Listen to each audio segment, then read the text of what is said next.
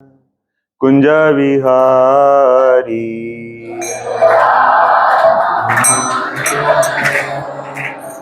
कुंज विहारी जय गोपी जन वल्लभा गिरिवरधारी गोपी जन वल्लभा गिरिवरधारी यशोदानंदन व्रजन रंजन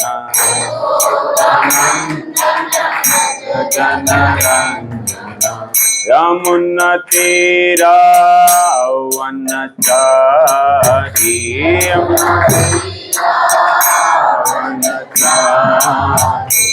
हरे कृष्ण कृष्ण कृष्ण हरे हरे हरे राम राम राम हरे हरे हरे कृष्ण कृष्ण कृष्ण हरे हरे हरे राम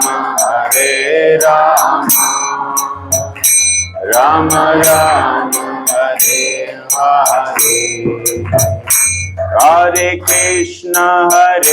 कृष्ण कृष्ण कृष्ण हरे हरे हरे राम राम राम हरे हरे हरे कृष्ण कृष्ण कृष्ण हरे हरे हरे राम राम राम हरे हरे हरे कृष्ण कृष्ण कृष्ण हरे हरे हरे राम राम राम हरे हरे हरे कृष्ण कृष्ण कृष्ण हरे हरे हरे राम राम राम हरे हरे हरे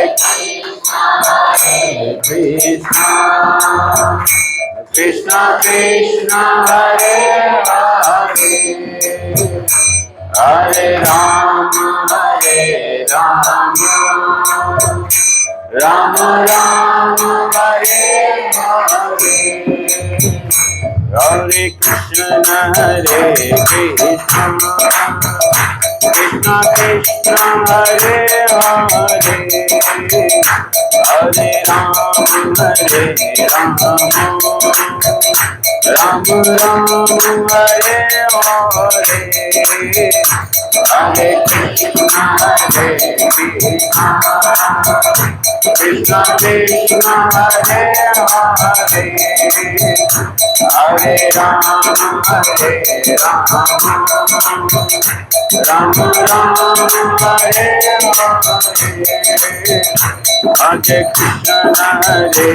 कृष्ण कृष्ण कृष्ण हरे हरे हरे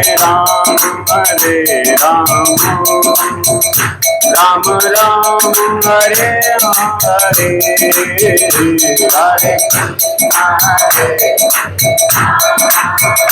कृष्ण कृष्ण हरे हरे हरे राम राम राम हरे हरे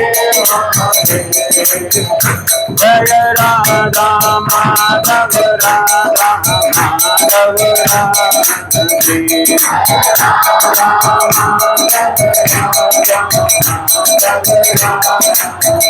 जय पंचतत्वा जय पंचतत्वा पंचतत्वा जय पंचतत्वा जय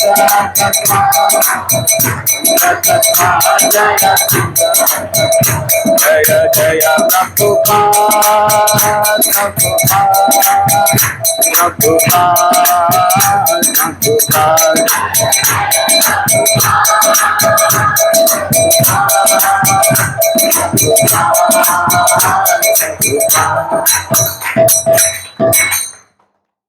ओम विष्णुपाद परम सुपरिव्राजकाचार्य अष्टोत्तर श्रीमद अभय चरणारविंद भक्ति वेदांत स्वामी श्रील प्रभुपाद की समस्त गौर भक्त वृंद की भाद्र पूर्णिमा महोत्सव की ओम नमो भगवते वासुदेवाय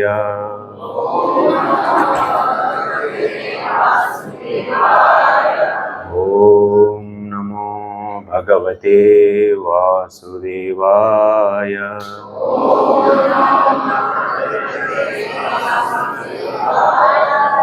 ओम नमो भगवते वासुदेवाय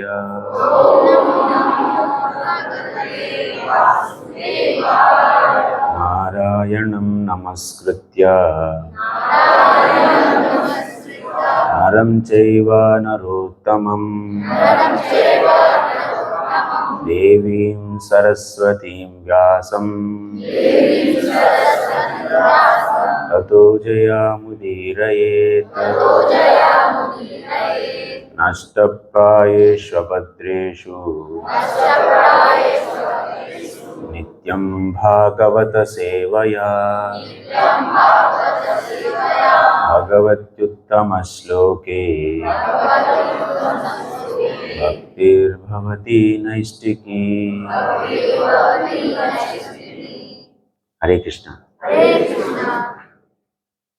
ओम अज्ञानतिमिरान्धस्य ज्ञानाञ्जनशलाकया चक्षुरुन्मिलितं येन तस्मै श्रीगुरवे नमः।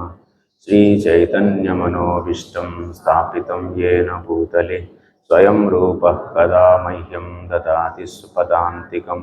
वन्देऽहं श्रीगुरो श्रीयुतपदकमलं श्रीगुरून् वैष्णवांश्च श्रीरूपं साग्रजातं सहगण रघुनाथान्वितं तं सजीवं साद्वैतं सावधूतं परिजनसहितं कृष्णचैतन्यदेवं श्रीराधा कृष्णपादान् सहगणललिता श्रीविशाखान्वितांश्च। हे कृष्ण करुणा सिंधो दीनबंधो जगत्पते गोपेश गोपिका कांता राधा कांत नमोस्तुते। तप्त कांचन गौरांगी राधे वृंदावनेश्वरी वृषभानुसुते देवी प्रणमामि हरिप्रिये। वाञ्छाकल्पतरुभ्यश्च कृपा सिन्धुभ्य एव च पतितानां पावनेभ्यो वैष्णवेभ्यो नमो नमः। नमो ओं विष्णुपादाय कृष्णप्रेष्ठाय भूतले श्रीमते भक्तिवेदान्तस्वामिन्निति नामिने। नमस्ते सारस्वते देवे गौरवाणी प्रचारिणे निर्विशेषा शून्यवादी पाश्चात्यदेशतारिणे। जय श्री कृष्ण चैतन्य प्रभु नित्यानंद श्री अद्वैत गदाधर श्रीवासादि गौर भक्तवृंद। हरे कृष्णा कृष्णा कृष्णा हरे हरे हरे राम राम राम हरे हरे। हरे कृष्णा। कैसे हैं आप सब? So energetic है। Whole congregation is very nice. So आप सब बहुत उत्साहित लग रहे हैं। आप लोगों के उत्साह देख के हमको भी उत्साह लग रहे हैं। सब हिंदी जानते हैं नहीं थे? Yes.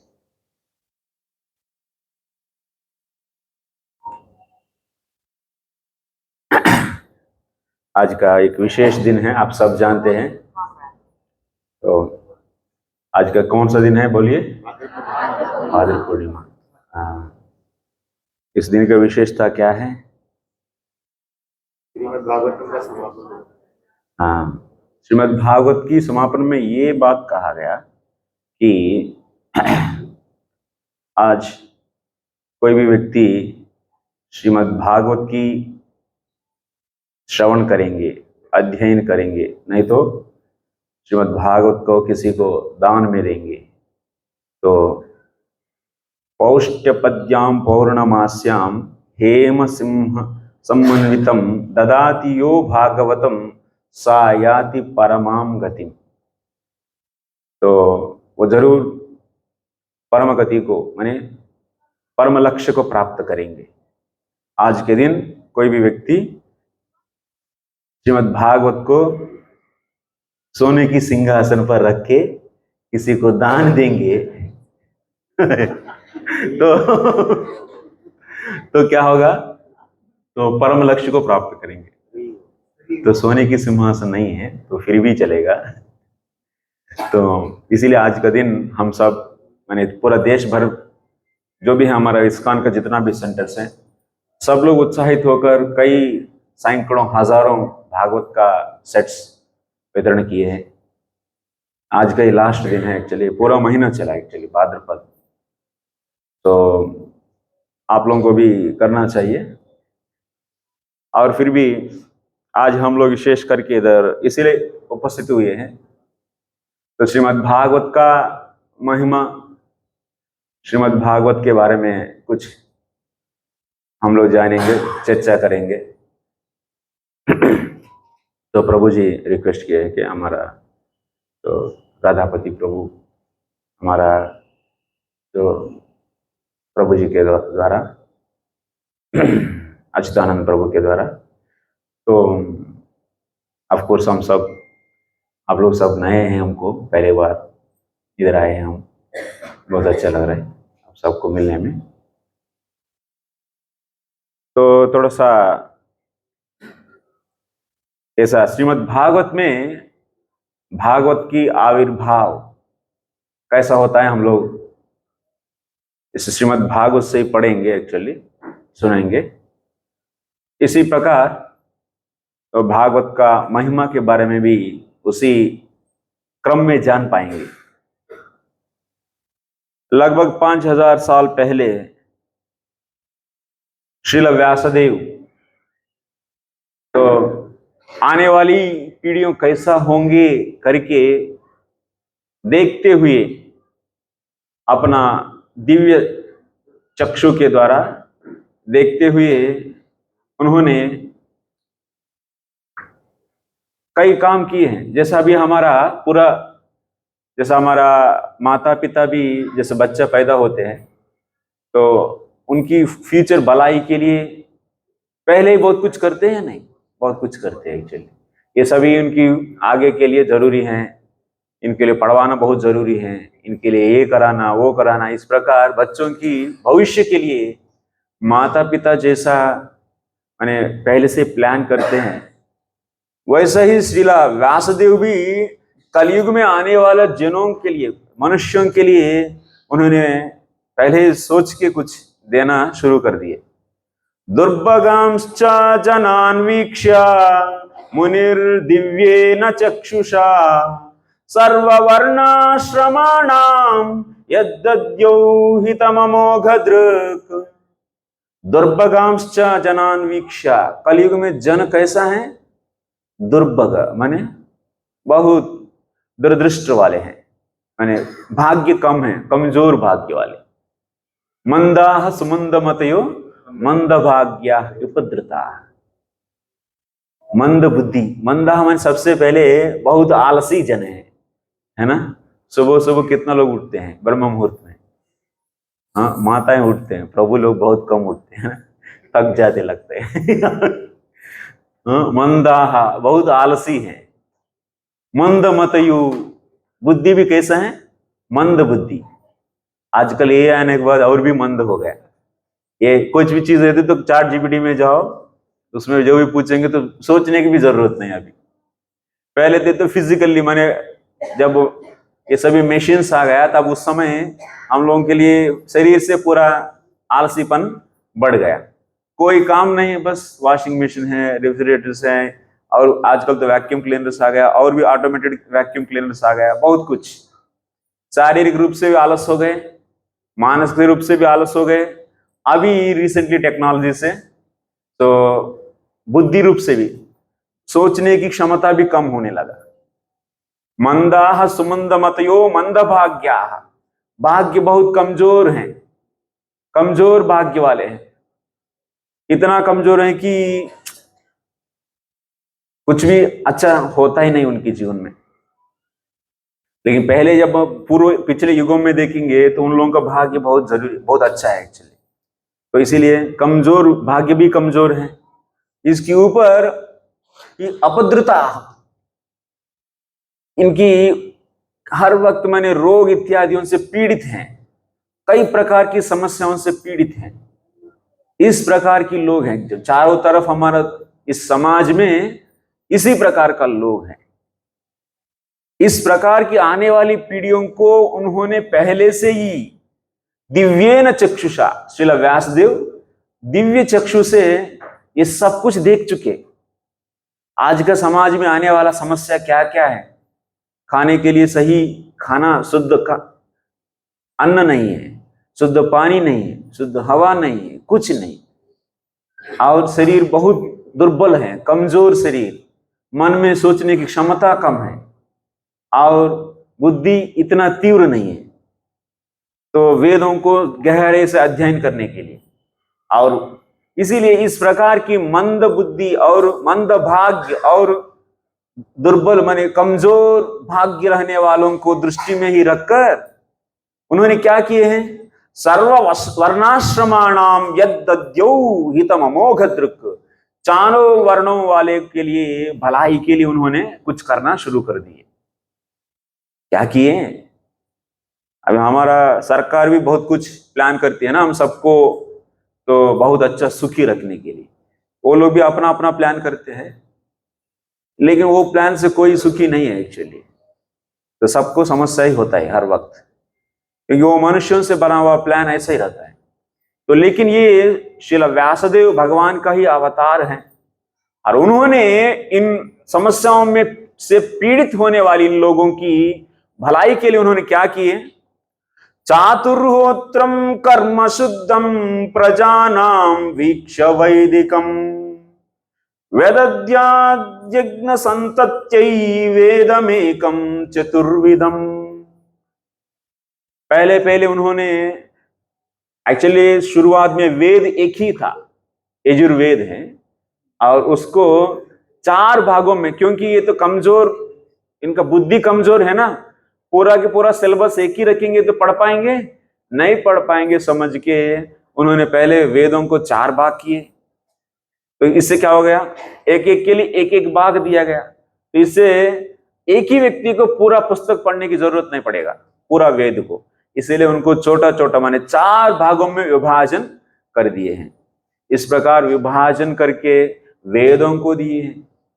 इसको देने के बाद इसकी जिम्मेदारी अपना शिष्यों को एक एक को सौंप दिया, और तो एक शिष्य को बोला एक वेद के बारे में आप आगे बढ़ाओ, और दूसरा, तीसरा, 14, इस प्रकार अपना शिष्यों को अलग अलग, माने इस वेद ज्ञान रहने से क्या होता है, समाज में जो जरूरी है, माने ज्ञान ही सबसे इंपॉर्टेंट है, और इस ज्ञान रहने से सब लोगों सही क्या है, गलत क्या है, और उचित अनुचित, भौतिक रूप से और पारमार्थिक रूप से भी उचित अनुचित को जानकर और अपना जीवन को सुधार सकेंगे।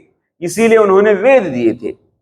वेद देने के बाद लेकिन इतना से हुआ नहीं, तो सब लोग तो वेद माने स्त्री शूद्र द्विज बंधु त्रयी ना श्रुति गोचरा, लेकिन स्त्रियां और शूद्र और द्विज बंधुओं के लिए ये वेद पढ़ने में योग्यता नहीं रहेगा। तो इसीलिए उन लोगों के लिए क्या किए हैं, तो पंचम वेद माने 5वां, सो उन्होंने किए हैं पुराण और इतिहास। इन सभीयों के लिए पुराण और इतिहास को दे दिए। इति भारतम आख्यानम कृपया मुनिना कृतम।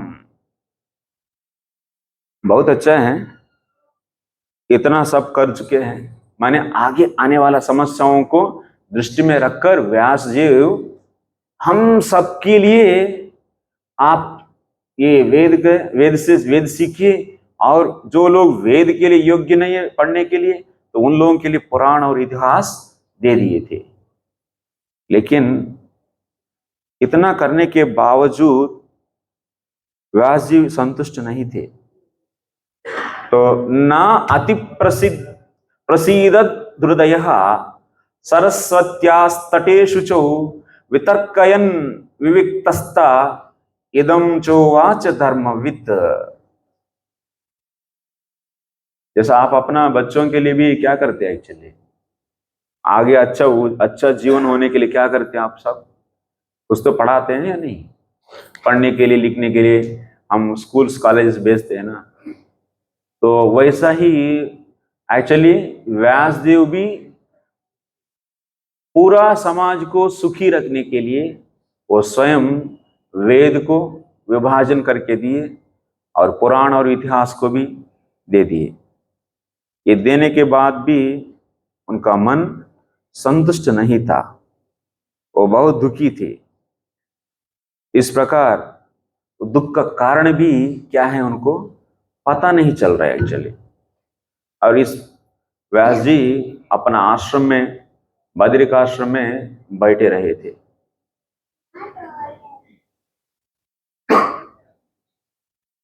तो क्यों वा तो तस्यैवं किलमात्मानं मन्यमानस्य किद्यतः कृष्णस्य नारदो अभ्यगादाश्रमं प्राग उदाहृतम। व्यास जी क्यों दुखी? इतना समाज की भलाई के लिए वेद का विभाजन किए, पुराण और इतिहासों को भी दे दिए हैं, फिर भी उनका मन दुखी था। और उस दुख का कारण क्या है ये भी वो पता नहीं कर पा रहे थे। लेकिन भगवान की अवतार है, भगवान की अवतार होने के नाते उनकी इसकी कारण क्यों नहीं जान पा रहे एक्चुअली। हम लोग पूछ सकते हैं एक्चुअली, व्यास जी तो भगवान का अवतार है, भगवान के अवतार होते हुए भी वो क्यों नहीं जान पा रहे एक्चुअली अपना दुख का कारण, और क्यों उनका मन प्रसन्न नहीं है? इसके कारण आप जानते हैं क्यों ऐसा? हाँ बोलिए, क्यों ऐसा हो गया? भगवान के अवतार होकर, भगवान के अवतार होकर भी नारद जी, व्यास जी को अपना दुख का कारण नहीं पता है, अपना दुख का कारण खुद नहीं पता है और दूसरों के दुख के लिए कुछ करने वाले हैं। कैसा लग रहा है? अच्छा नहीं लग रहा है ना? हाँ, मनुष्य अवतार में है। अच्छा, और मनुष्य हो गए क्या वो अभी? व्यास जी मनुष्य हो गए। हाँ, और मनुष्य अवतार होते तो पता नहीं चलेगा। क्या चल रहा है आप लोग, बोलिए। हाँ, गुरु का आदेश का वेट कर रहे हैं, तो उससे क्या होगा? गुरु का परमिशन लेके भगवान के बारे में, लेकिन उनको क्यों नहीं पता चला? मेरा प्रश्न ये है।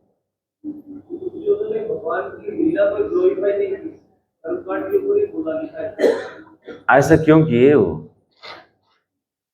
हमारे भगवान के अवतार बोला जा रहा है, ऐसा क्यों किए वो? भगवान की इच्छा नहीं? हाँ, भक्ति की कमी? व्यास जी का भक्ति कमी हो गई। व्यास जी के पास भक्ति नहीं है।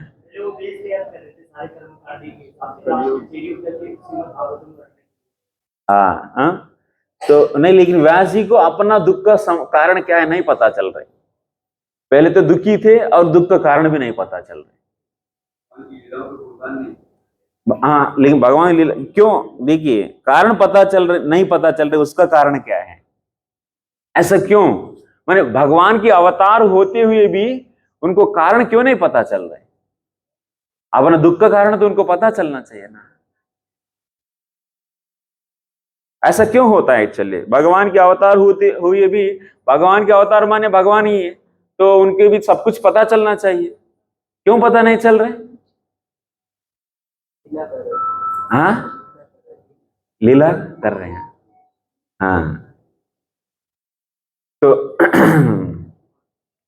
इसका कारण ये है, हम देखते हैं कि इधर आचार्य जी भी कहते हैं क्यों उनको नहीं पता चल रहा है एक्चुअली अपना दुख का कारण नारद जी का, व्यास जी का कारण यह है कि श्री कृष्णे नैवा स्वसदृशस्य सर्वशास्त्र शिरोमणेः श्री भागवतस्य प्रादुर्भवार्थमेव बलाद उपपादितौ। श्रील व्यास जी में वो दोनों क्या है, दुख और दुख का कारण ना पता चलना, ये दोनों उनमें फोर्सफुली रखा गया भगवान की द्वारा, श्री कृष्ण भगवान की द्वारा। क्यों? क्योंकि समस्त शास्त्रों का शिरोमणि कौन है? समस्त शास्त्रों का शिरोमणि कौन? व्यासदेव। शास्त्र के भागवत की प्राकट्य के लिए, भागवत की प्राकट्य के लिए उन्होंने माने व्यास जी में इस प्रकार दो चीज, माने अपना चित्त का असंतुष्टि और उसका कारण पता ना चलना, ये दोनों उनमें तोपा गया एक्चुअली तो भगवान की द्वारा। इससे क्या हो गया, श्रीमद् भागवत का प्राकट्य हो जाएगा। इसीलिए तभी जाकर वो चित्त प्रसन्न नहीं है और उसका कारण भी नहीं पता है, ऐसा बैठकर सोचने लगे, चिंतित होने लगे। तो तब कौन आएंगे? तब नारद जी आएंगे। नारद जी कौन है? भक्ति सूत्रों का रचयिता है और पांचरात्र सिस्टम को दिए, और वो आकर व्यास जी को बताएंगे एक्चुअली उनकी चित्त अप्रसन्न होने के कारण, और चित्त अप्रसन्न कैसा चले जाएगा, ये दोनों उन्होंने बोलेंगे। इसीलिए भगवान की अवतार होते हुए भी वैसा हुआ। इस प्रकार कभी पहले भी हुआ क्या? इस प्रकार हम लोग देखते हैं क्या? भगवान की अवतार होकर और कुछ अज्ञानता दिखना, ऐसा कोई अवतार है? हाँ, कुछ ऐसा है क्या? ब्रह्म विमोहन लीला याद है आप लोगों को? उस लीला में बलराम जी को भी नहीं पता चला। क्या नहीं पता चला? वो जो जितना भी गोप बाल है और जितना भी बछड़ा है वो सभी कौन है? कृष्ण ही। 1 साल तक कृष्ण ही वो सब बनकर ऐसा घूमे थे।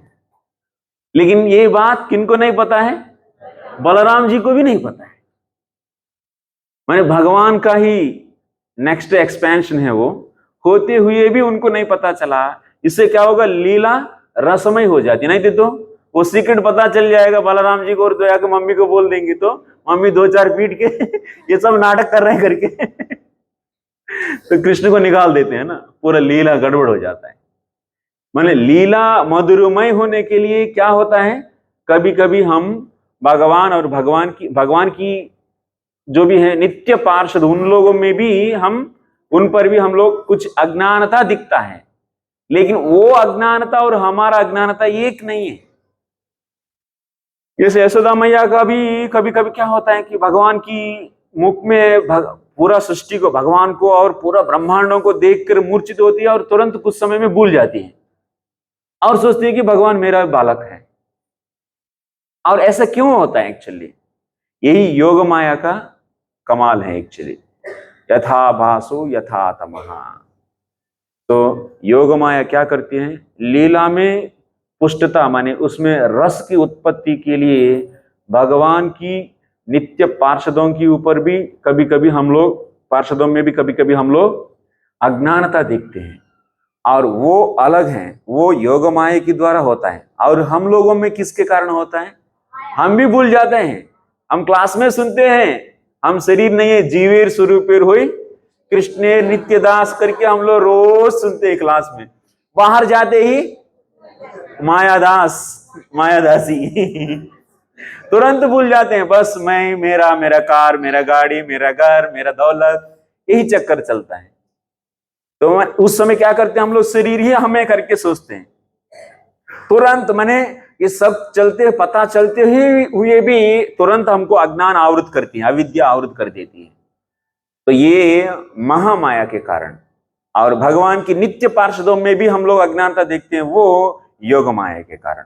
उसी प्रकार व्यास जी की जिस विषय में भी इसी योग माया के कारण उनकी चित्त की अप्रसन्नता, भगवान की अवतार होकर भगवान में अप्रसन्नता हो सकता है क्या? नहीं हो सकता है। और उसका कारण भी नहीं पता चलना, ऐसा भी हो सकता है क्या? ये भी नहीं होगा। लेकिन ये केवल महामाया, योग माया के कारण हुआ। इससे नारद जी आएंगे और ये पूरा की पूरा भागवत की अवतरण का कारण बनेंगे। और वो भी नारद जी बोलने के बाद व्यास जी भागवत की रचना करेंगे। इससे क्या होगा? उस ग्रंथ का महिमा और भी बढ़ेगा। तो क्योंकि सबसे सर्वोत्तम नित्य मुक्त हैं नारद जी, वो बोलने के बाद प्रकट हो रहे हैं, तो इसीलिए ये ग्रंथ का महिमा और भी बढ़ेगा। इसी उद्देश्य से ऐसा लीला शुरू हो गया। तब नारद जी आए व्यास जी की कुटिया में।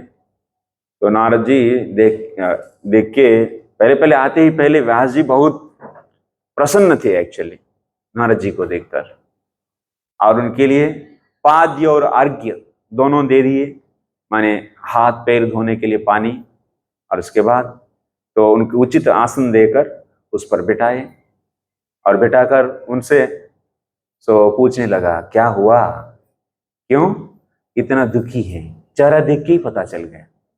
गुरु जी को तो पता चलता है। तो शिष्य की स्थिति को देखकर तो नारद जी बोलते हैं, पाराशर्य महाभागा भवत कच्चिदात्मना परितुष्यति शरीर आत्मा मानसा एव वा।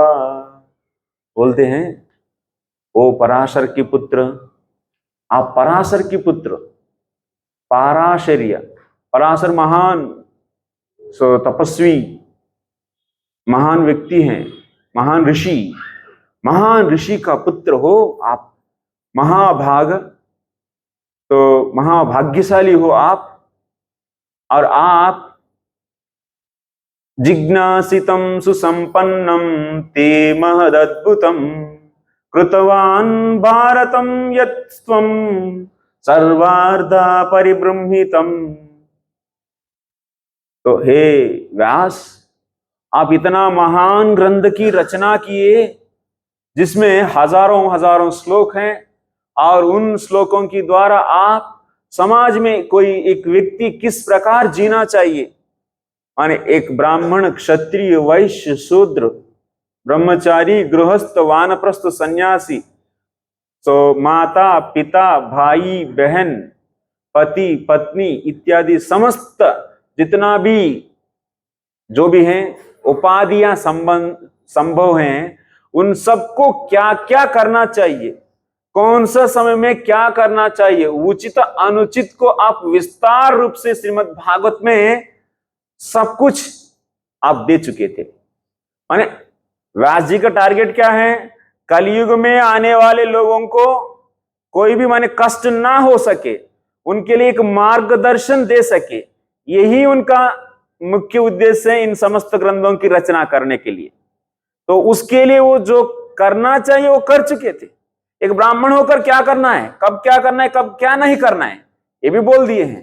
माने समाज में रहने वाला 4 वर्ण और 4 वर्ष आश्रमों के लिए जो चाहिए वो सब बोल चुके थे। और इस समाज में जो भी रिलेशनशिप संभव है, एक पिता होकर क्या करना चाहिए, पितृधर्म क्या है, मातृधर्म क्या है, पुत्र धर्म क्या है, पति धर्म क्या है, पत्नी धर्म क्या है, वो समस्त धर्मों को उन्होंने ठीक ठाक एक्सप्लेन किए थे, सही एक्सप्लेन कर चुके थे। तो नारद जी बोलते हैं, आप सब कुछ एक्सप्लेन किए तो क्या चिंता है, आप सब तो सुखी रहेंगे, चिंता किसके लिए है? सबको कैसा कैसे गाइड करना चाहिए आप तो एक्सप्लेन कर चुके हैं महाभारत में। जिज्ञासितम अधीतम च यत्तत् ब्रह्म सनातनम। इतना ही नहीं है, आप ब्रह्म के बारे में भी बोल चुके हैं, माने धर्म अर्थ काम, इन सभी माने धर्म माने क्या उचित क्या अनुचित, इसी को धर्म बोलते हैं। तो उचितानुचित कार्य के बारे में, माने 4 वर्ण और 4 आश्रमों के लिए उचित अनुचित कार्य समस्त एक्सप्लेन किया आप सब कुछ। और धर्म क्या होता है, अर्थ की प्राप्ति किस प्रकार करना चाहिए, प्राप्त किया अर्थ को किस प्रकार इंद्रियों को तृप्त करने के लिए यूज करना चाहिए, ये भी आप अच्छे से बोल चुके। और इसके ऊपर एक व्यक्ति मोक्ष को किस प्रकार प्राप्त करना चाहिए, माने ब्रह्म की प्राप्ति किस प्रकार होता है, अथा तो ब्रह्म जिज्ञासा करके आप वेदांत सूत्रों का भी रचना कर चुके थे, है ना। तो माने एक व्यक्ति समाज में तो गृहस्थ होकर कैसा जीना सब कुछ एक्सप्लेन कर चुके। और उसके बाद वानप्रस्थ और सन्यासी किसके लिए लेते हैं हम लोग, मोक्ष के लिए। तो मोक्ष के बारे में भी आप बहुत सही एक्सप्लेन कर चुके थे। जिज्ञासितम अधीतम च यत्तत् ब्रह्म सनातनम अथापि सोष्यसि, फिर भी आप क्यों चिंतित हैं, क्या है। तो ब्रह्म के बारे में भी जानने के लिए, सबको बोलने के लिए आप वेदांत सूत्र का रचना कर चुके थे। समस्त वेदों का जो सार भाग है उपनिषद, उन उपनिषदों का सार भाग है वेदांत सूत्र। माने समस्त वेद की संबंधित सार की सार आप ऑलरेडी सूत्रों के रूप में दे चुके हैं, जिससे सबका मोक्ष भी होगा। तो क्यों दुखी, हम लोग भी है ना, तो रोज उठते हैं, जो करना चाहिए अपना धर्म जो है उसके अनुसार काम करते हैं, कर्म करते हैं, और उस कर्म से क्या आएगा, क्या आता है कर्म करने से, अर्थ की प्राप्ति हो रहे हैं। और अर्थ की प्राप्ति होता है, उससे अर्थ से क्या करते हैं, हाँ, अर्थ से क्या है, इंद्रियों को तृप्त करने के लिए वस्तुओं को इकट्ठा करते, खरीदते हैं, है ना। अर्थ के बिना वस्तुओं को खरीद सकते हैं नहीं, जैसे चावल रोटी सब्जी सभी खाना है, नहीं तो सोने के लिए घर और बिस्तर इत्यादि सब कुछ, मैंने कहा पहनने के लिए कपड़ा, ये सभी क्या है, इंद्रियों को तृप्त करने के लिए अलग अलग वस्तु है या नहीं। ये सब खाना भी जिह्वा को तृप्त करते हैं, कपड़ा शरीर को तृप्त करते हैं। इस प्रकार तो हम अलग अलग वस्तुओं को यूज करते हैं इंद्रियों को तृप्त रखने के लिए, इंद्रियों को तो तृप्त करने के लिए अलग अलग वस्तु चाहिए। वो सभी कहां से आता है, अर्थ से आता है। और अर्थ कहां से आता है, धर्म से, कर्म से। कर्म और धर्म एक ही है, तो कर्म से आता है, काज करने से, काम करने से आता है ना। तो अच्छे से बढ़िया से काम करेंगे, कमाएंगे और खुशी रहेंगे, और इससे सभी मैंने अंत में मोक्ष के लिए ब्रह्म की उपासना करना है। ब्रह्म की उपासना वो भी आप एक्सप्लेन कर चुके। और क्या समस्या, सब लोग भी यही बोलते हैं ना समाज में, तो बढ़िया से पढ़ाई करो, उससे आपका अच्छा काम लगेगा, उससे पैसा आएगा, पैसा से आपको जो चाहिए वो सभी खरीदेंगे और खुश रहेंगे। और जब बूढ़ा हो जाएंगे थोड़ा सा ब्रह्म की चिंतन करो, अथा तो ब्रह्म जिज्ञासा, और उसके बाद कुछ मोक्ष की प्राप्ति हो जाएगा। तो ये सब तो व्यास जी कर चुके, तो फिर भी क्यों दुखी है ना। दुखी होने की कोई कारण है बनेगा अभी, सब तो एक्सप्लेन कर चुके महाभारत में अच्छे से, फिर भी क्यों दुखी, तो पता नहीं चल रहे बेचारा व्यास जी को।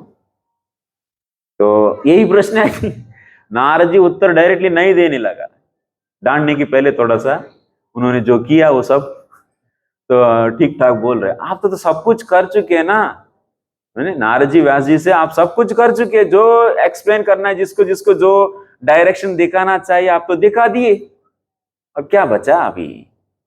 तो आप सब कुछ कर चुके हैं, लेकिन फिर भी क्यों दुखी आप। अभी व्यास जी बोल रहे हैं, अरे आपकी उत्तर हम सुनना चाहते हैं। अस्त्वेव मे सर्वमिदं त्वयोक्तं तथापि नात्म परितुष्यते मे तन्मूलमव्यक्तमगाधबोधं पृच्छामहे त्वमात्म भवात्मभूतम्।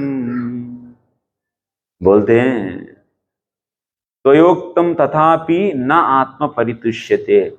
महाराज आप जो बोल रहे हैं वो सब मैं कर चुका हूं, लेकिन फिर भी मेरा आत्मा संतुष्ट नहीं है, लेकिन उसका कारण भी मुझे पता नहीं चल रहा है। आप माने नारद जी सैटायर लगा रहे हैं एक्चुअली, आप तो पराशर के पुत्र हो, आप तो इतना बड़ा ऋषि का पुत्र हो, ऐसा करके आपको ना पता चलने वाला चीज क्या है। आप तो ब्रह्म को जानते हैं, आप तो ब्रह्म को अनुभव भी किए, आप महाभारत की रचना किए हैं, समस्त वेदों का सारभूत महाभारत की रचना की, आपका क्या समस्या है? आपको क्या नहीं पता चला है? ऐसा बोलने के बाद सुन के व्यास जी बोल रहे हैं बहुत ज्यादा चिढ़ा रहे आप, हमको नहीं पता चल रहे हैं। बोलते हैं कि तो अगाध बोधम, हे महाराज, हे नारद मुनि, अगाध बोधम, मैं तो केवल पराशर का पुत्र हूं, लेकिन आप तो ब्रह्मा जी का पुत्र हैं। पराशर तो कब का है, बाद का है, लेकिन सबसे पहले जीव कौन है इस ब्रह्मांड में? है ब्रह्मा जी, उनका पुत्र हैं आप। इसीलिए आपको बहुत ज्यादा पता है मेरे से। मैं तो क्या किया, मैं तो केवल वेदांत सूत्र की रचना किया, लेकिन आप तो भक्ति सूत्र का रचना किए। क्यों? मैं तो वेदांत सूत्र की रचना किया, यदि उससे संतुष्ट होने होता है तो जीव, तो मैं ही खुद संतुष्ट होना चाहिए उस रचना करने के बाद। मैं संतुष्ट नहीं हूं, मैं संतुष्ट नहीं हूं, माने इसका अर्थ क्या है? माने वेदांत सूत्र रचना किया व्यास जी, लेकिन उसको रचना करके वो संतुष्ट नहीं हो पाए, और नारद जी भक्ति सूत्र का रचना किए और नारद जी सुखी थे। तो इसीलिए अभी नारद जी, ब्रह्मा जी, इधर व्यास जी बोल रहे हैं, तो वेदांत सूत्र का रचना तो किया, लेकिन मैं तो संतुष्ट नहीं हूं। लेकिन आप तो भक्ति सूत्र का रचना किए और आप संतुष्ट हैं, तो इसीलिए आप बोलिए। एक्चुअली आप सब कुछ, परावरेशो मनसैव विश्वम सृजत्यवत्यति गुणैरसंगः, आप भगवान की जैसा हैं। व्यास जी बोलते हैं नारद जी से, आप भगवान की जैसा हैं, क्योंकि भगवान जैसा सब कुछ जानते हैं हर एक हृदय में रह के, और आप भगवान का पार्षद होने के कारण आपको भी सब कुछ पता है। जैसा वायु सर्वत्र व्याप्त होती है और सर्वत्र सब कोने कोने वायु जानती है, वैसा आप हर एक व्यक्ति का हृदय में हृदय को जानने वाले व्यक्ति हैं। ये साधु का एक गुण होता है एक्चुअली। तो साधु जन सब कुछ जानते हैं एक्चुअली एक व्यक्ति का व्यक्ति के बारे में। तो आप सब कुछ जानने वाले हैं, तो इसीलिए परावरे ब्रह्मणि धर्म तो व्रतैहि स्नातस्य में न्यूनमलम विचक्ष्वा, मैं वेदांत सूत्र की रचना ब्रह्म के बारे में अथा तो ब्रह्म जिज्ञासा करके ब्रह्म का वर्णन कर दिया मैंने, लेकिन फिर भी मैं संतुष्ट नहीं हूं। तो माने धर्म अर्थ काम, इसके बारे में भी मैं अच्छा से एक्सप्लेन किया महाभारत में, इससे संतुष्ट नहीं हूं। और मोक्ष के बारे में माने वेदांत सूत्र में भी मैं एक्सप्लेन किया, इससे भी मैं संतुष्ट नहीं हूं। इसकी भी ऊपर और कुछ है, और मैं कुछ मिस कर रहा हूं, उसके बारे में आप बोल दीजिए। तब नारद जी करना शुरू कर दिए हैं। बोलते हैं, भवतानुदित प्रायम यशो भगवतो मलम, ये नैवासौ न तुष्येत मन्ये तद्दर्शनम खिलम। तो भवता अनुदित प्रायम यशो भगवतो अमलम, सबसे पहले बात बोल रहे हैं बाबू, ओ व्यास जी बहुत अच्छा एक्सप्लेन किए, बहुत कुछ चीज, कैसा काम करना चाहिए, पैसा कैसा कमाना है, कमाया पैसा को कैसा मजा लेना है। सिंपल भाषा में बोलना है, माने धर्म अर्थ काम, पैसा कैसा कमाना है, कमाने के बाद उसको कैसा एंजॉय करना है। इस चीजों को तो बहुत अच्छा आप एक्सप्लेन किए। तब मिल बांट के 4 वर्णों में, आश्रमों में विभाजन करके सोसाइटी को, लोगों काम को बांट के अलग अलग काम करेंगे, और उस काम से तो अर्थ की प्राप्ति होगा, धन की प्राप्ति होगा, उस धन से कैसा तो एंजॉय करना चाहिए, इंद्रियों को कैसा तृप्त करना है। अब पूरा समाज, अब लोग क्या करते हैं, हम लोग सब है ना, ये 3 ही करते हैं ना, बच्चों को पढ़ो पढ़ो बोलते, क्यों? हैं?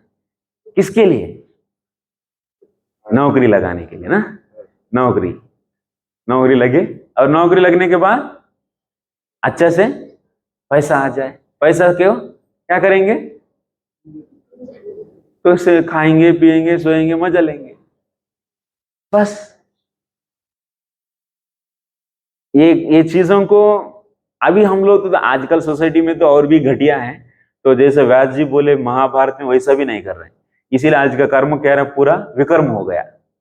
आजकल का कर्म विकर्म हो गया, इसीलिए और भी बहुत कुछ कष्ट आने लगा। पहले तो 4 वर्ण और आश्रम अपना जो भी निर्देशित शास्त्र के अनुसार जो कहा गया वही काम करते थे लोग, इससे सब लोग खुशी रहते थे। लेकिन आप शास्त्र के अनुसार भी करेंगे तो भी काम, और शास्त्र के अनुसार ही पैसा कमाएंगे, शास्त्र के अनुसार ही इंद्रिय तृप्ति करेंगे तो भी आप संतुष्ट रहेंगे क्या? नहीं रहेंगे।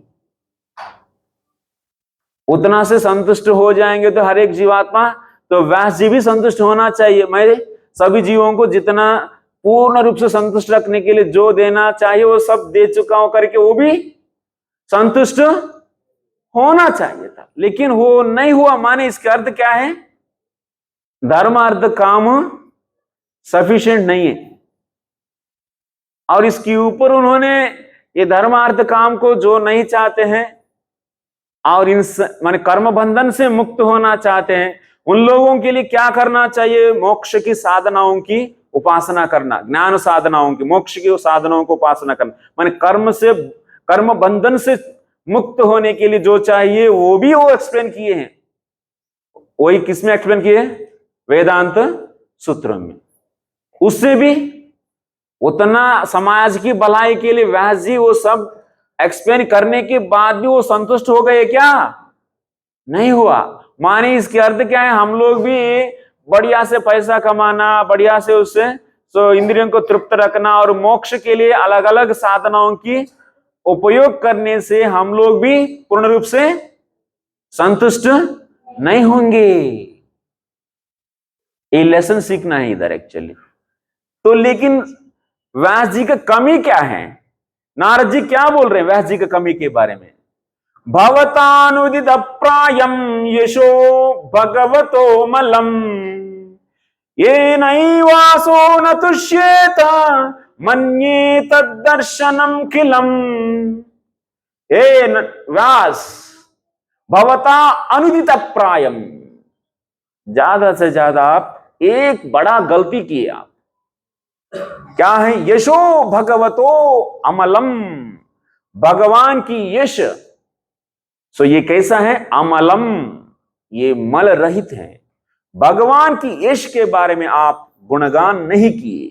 ये नैवासो न तुष्येता मन्ये तद्दर्शनम किलम। इसी से आपका मन संतुष्ट नहीं था। माने जीवात्मा के लिए ये सभी जितना आप महाभारत वेदांत सूत्रों में जितना भी दिए वो सच में जीवात्मा के लिए माने पूर्ण नहीं है, वो सफिशिएंट नहीं है। असली चीज क्या है? जीवात्मा के लिए क्या जरूरी है? भगवतो यशः, यशो मलम, यशो भगवतो मलम, भगवान की यश, इसका वर्णन करना चाहिए था तुम। इसका वर्णन नहीं किया, इसीलिए आप संतुष्ट नहीं थे। माने इसके अर्थ क्या है? असली चीज जो देना चाहिए था वो आप नहीं दिए थे। तो केवल एक व्यक्ति को कैसा खाना चाहिए, कैसा कमाना चाहिए, कैसा एंजॉय करना चाहिए, और नहीं तो कैसा इस कर्म बंधन से मुक्त होना चाहिए, इतना बोलने से जीव का असली भलाई नहीं होता है। जीव का असली भलाई कब होगा?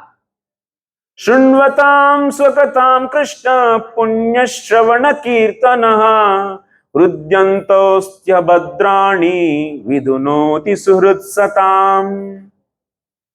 आपका बच्चों को आप बोलते हैं ना, तो आप अच्छा से ये पढ़ाई करो, वो पढ़ाई करो, वो नौकरी कमाओ, और उसके बाद तो ये काम ऐसा करो, और ऐसा घर बनाओ, गाड़ी खरीदो, और उसके बाद शादी करो, और इस प्रकार बच्चों को पैदा करो, ऐसा करो, ऐसा करो, और उनके लिए सब कुछ आप प्लान करते हैं।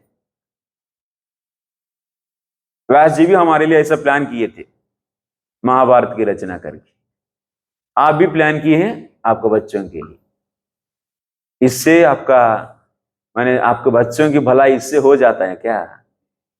यदि आपका बच्चों इतना आप प्लानिंग करने से हो जाएंगे, सोचने से, वैसे की जैसा है आप भी आधा अधूरा है। आपको असली क्या देना चाहिए अपना बच्चों के लिए? क्या देना है? यशो भगवतो मलम, माने भगवान की यश का गुणगान करना चाहिए। यदि आप जिनकी भलाई चाहते हैं, उनको क्या देना चाहिए आपको? भगवान की नाम, रूप, गुण, कीर्तन इत्यादि का इत्यादि चीजों को देना चाहिए। आप क्या है कनेक्शन एक्चुअली? तो ये सभी करने से हमारा जीवन अच्छे से हम लोग अपना काम कर सकेंगे और हमारा जो भी कष्ट है वो सब दूर हो जाएगा और हम लोग इधर सुखी रहेंगे। इसके लिए भगवान की यश के बारे में गुणगान करने के लिए कहा जा रहा है क्या? किसके लिए? भगवान की यश से और हम लोगों से क्या संबंध है भाई? बोलिए आप लोग। हाँ, क्या संबंध है जीवात्मा का और भगवान की यश से? हाँ, हम क्या है? दास। वाह, वो तो बच्चा बहुत अच्छा बोल रहे हैं। चलिए, क्या है भाई? दास। टाइटल है दास। जीवीर स्वरूपेर हुई कृष्णे नाट नित्य, कृष्णे नित्य दास। जीवात्मा का स्वरूप क्या है? किसी का मम्मी पापा भाई बहन नहीं, ये जीवात्मा का स्वरूप है क्या? ब्राह्मण क्षत्रिय वैश्य शूद्र नहीं तो ब्रह्मचारी गृहस्थ वानप्रस्थ सन्यासी माता पिता भाई बहन, ये जीवात्मा का स्वरूप नहीं है। ये किसका स्वरूप है? ये सब किसके कारण आया है आपको? शरीर के कारण आया। ये शरीर के कारण आप भाई बहन, किसी का भाई बन गए, किसी का बहन बने, किसी का पिता बने, किसी का माता, किसी का नौकर, किसी का चाकर बन गए। ये सभी किसके कारण बने? शरीर के कारण। इस शरीर से अलग कौन है? आत्मा। और किसी का माता है, आप कितना दिन के लिए माता उनका? जब तक ये जीवात्मा इस शरीर में है तब तक। चले गया और उसी के घर में उनकी पत्नी की गर्भ में पैदा हुआ, तब क्या हो गया? अभी आप बेटी हो गए। जिस लड़का का माता है और मर गए, मरने के बाद उनकी पत्नी की गर्भ में प्रवेश किया, तब तो क्या हुआ उस व्यक्ति का? आप अभी बेटी हो गए। तो कुछ दिन पहले आप माता था और अभी बेटी। उस समय माता का धर्म था उनकी प्रति और अभी आपका क्या धर्म है उनकी प्रति? बेटी का धर्म। तो माने माता की धर्म शाश्वत है क्या जीवात्मा के लिए? नहीं है। बेटी का धर्म शाश्वत है क्या? नहीं है, वो भी कुछ दिन के लिए। लेकिन इसीलिए ना, असल इधर समझने की बात एक विशेष चीज है। तो ये जो भी है संबंध, मगर इनका पिता नहीं तो इनका माता, बेटी बहन, ये सभी कुछ दिन के लिए बस। असली चीज क्या है? इस शरीर में रहने वाला कौन है? इस शरीर को चलाने वाला कौन है? आत्मा। जब तक आत्मा है शरीर चलेगा नहीं तो बस।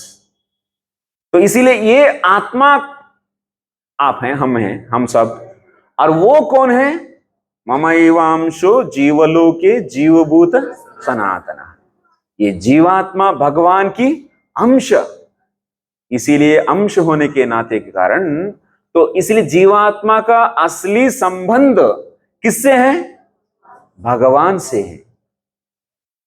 ये जीवात्मा का संबंध भगवान से है और इसीलिए जीवात्मा को आप किससे जोड़ना चाहिए? भगवान से जोड़ना चाहिए। वो कैसा जोड़ पाएंगे? जब वो जीवात्मा भगवान की यश के बारे में, एक व्यक्ति से आप संबंध जोड़ने के लिए आपको क्या करना है? उस व्यक्ति के बारे में आपको जानना है। जानने के बाद उसको क्या करना है? सेवा करना चाहिए। उसको जानेंगे और उसकी सेवा करेंगे, तब उस व्यक्ति से आप जुड़ेंगे। तो इसीलिए आप अभी टेम्परली उस व्यक्ति का माता पिता भाई बहन हो, लेकिन आप असली भलाई करना चाहते तो क्या करना चाहिए? हरे कृष्णा कृष्णा कृष्णा हरे हरे, हरे राम राम हरे हरे। यदि उस जीवात्मा को भगवान से जोड़ नहीं पाएंगे, आप माता होकर माता नहीं है, पिता होकर पिता नहीं है, गुरु होकर गुरु नहीं है, और बंधु होकर बंधु नहीं है, मित्र होकर मित्र नहीं है। इसका उदाहरण हम लोग कहां से सीख रहे हैं? व्यास जी भी वही किए। महाभारत में शरीर की द्वारा जो धर्म आता है उनके बारे में बहुत अच्छे से एक्सप्लेन किया, लेकिन असली चीज को छोड़ दिया। इस जीवात्मा को भगवान से कैसा जोड़ना है, ये बात छोड़ दी उन्होंने। कितना बड़ा गलती हो गया। हुआ या नहीं हुआ? हाँ, ये मिसिंग पॉइंट है।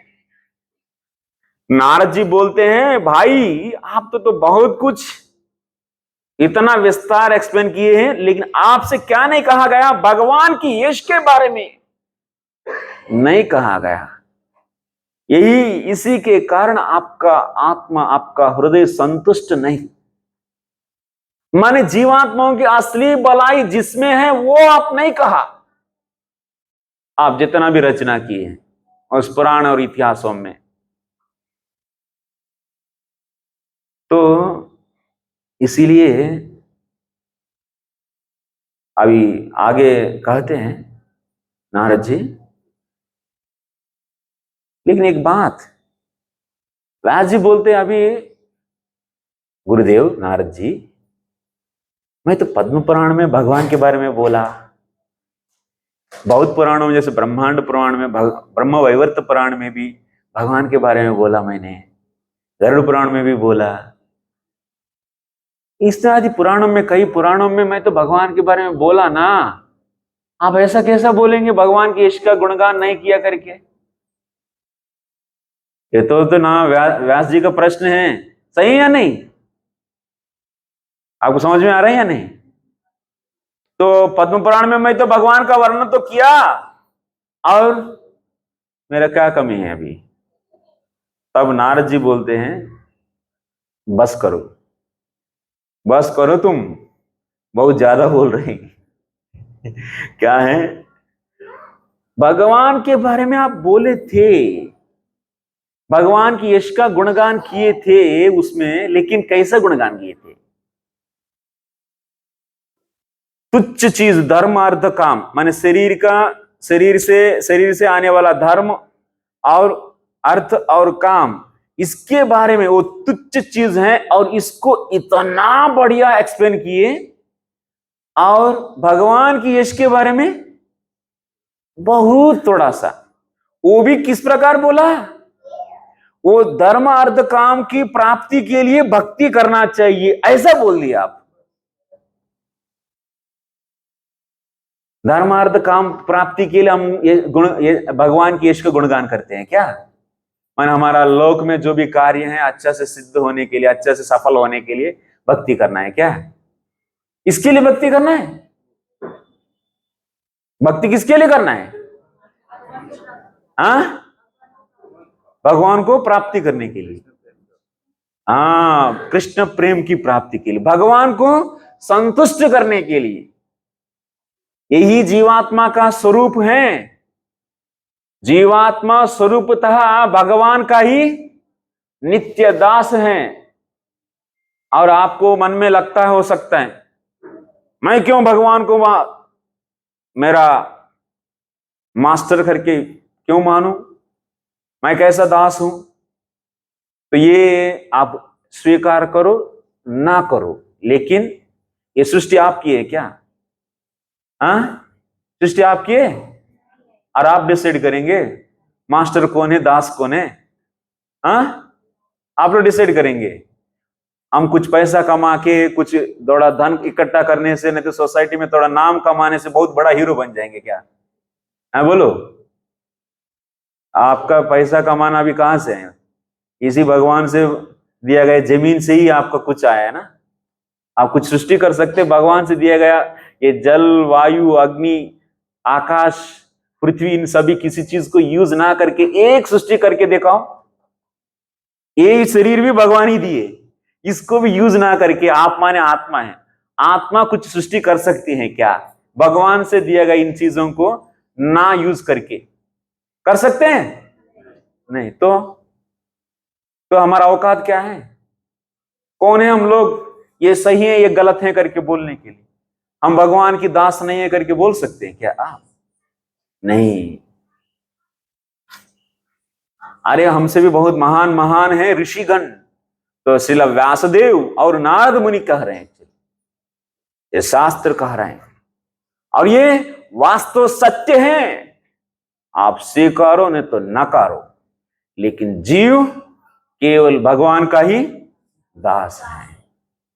और इसीलिए भक्ति उस भगवान की संतुष्टि के लिए करना चाहिए। ऐसा नहीं कि अपना काम को सिद्ध करने के लिए, अपना कार्य, अपना भौतिक कार्य, शरीर से जो भी मिला, जो भी दिया गया कार्य और कर्म को सिद्ध करने के लिए भक्ति नहीं है। लेकिन व्यास जी आप क्या किए? वो समस्त पुराणों में और महाभारत में क्या किए?